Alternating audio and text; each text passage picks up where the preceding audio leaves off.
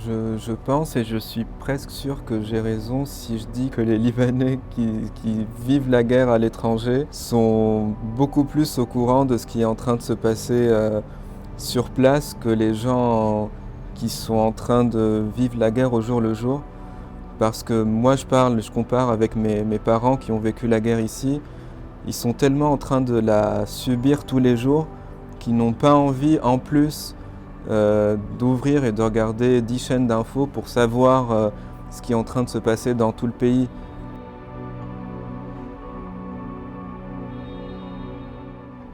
Du coup, oui, en fin septembre, le 23 septembre, j'étais chez moi à Paris et je suivais les infos tous les jours de ce qui se passait au Liban à ce moment-là parce que la guerre commençait à vraiment s'intensifier.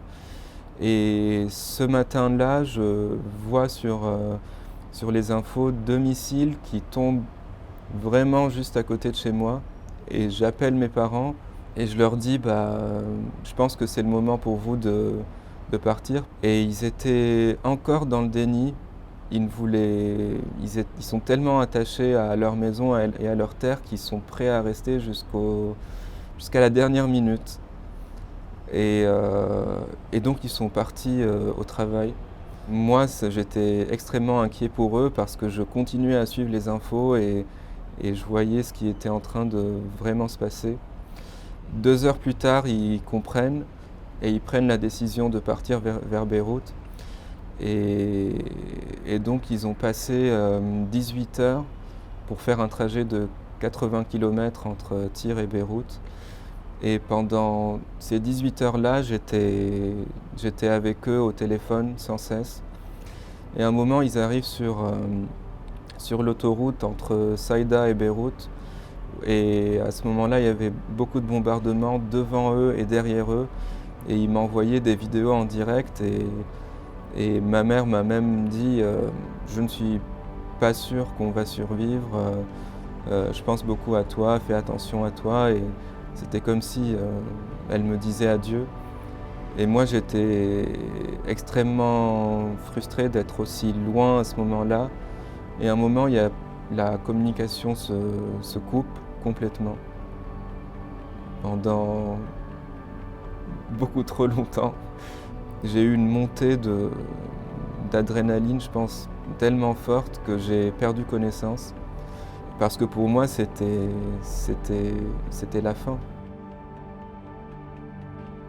Et ils m'ont rappelé 6 heures plus tard. Ils étaient arrivés à Beyrouth, ils étaient exténués. Moi, c'était comme si ils ont ressuscité pour moi, tu vois.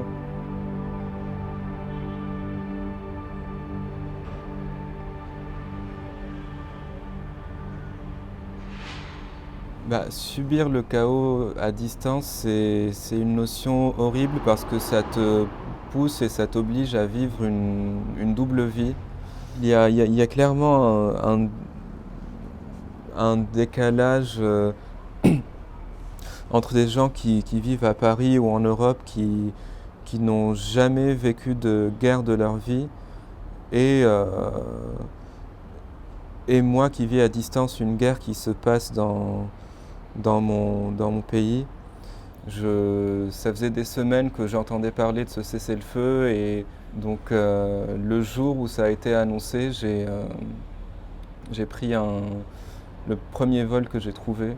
Et là, c'est la première fois où j'ai juste pris un billet aller. Mais je pense que ça vient un peu d'une nécessité un peu peut-être bizarre, mais de revenir, de rentrer ici pour marquer un peu son territoire.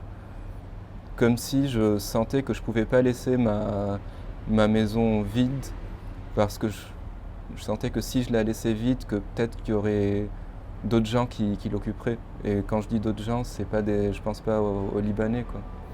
Je peux te parler d'un truc d'instinct presque animal de rentrer ici et de mettre dans ma maison et de dormir là juste pour dire que je suis là et que je ne bougerai pas et qu'il va falloir venir m'arracher d'ici si vous voulez que je parte.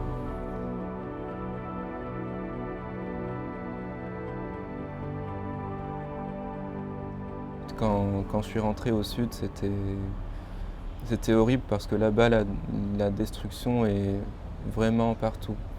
Et mon père était arrivé un jour avant moi et à chaque fois, plus on se rapprochait, plus il me disait fais attention, ça va te choquer. Et moi, je lui disais ne t'inquiète pas, je pense que je suis prêt. Et en fait, j'étais pas du tout prêt parce que une fois qu'on traverse Saïda et qu'on s'aventure encore plus vers le sud, l'amplitude de la destruction c'était quelque chose que je n'avais moi jamais vu dans ma vie, même si j'avais vécu une guerre dans le passé qui est la guerre de 2006. Et pour moi, ces images-là, c'était des images que j'avais vues sur les réseaux sociaux parce que maintenant on voit tout, mais c'était des images pour moi qui me rappelaient Gaza malheureusement et là je vois devant mes yeux au Liban exactement les mêmes scènes, donc ça m'a beaucoup choqué et j'y repense encore tous les jours.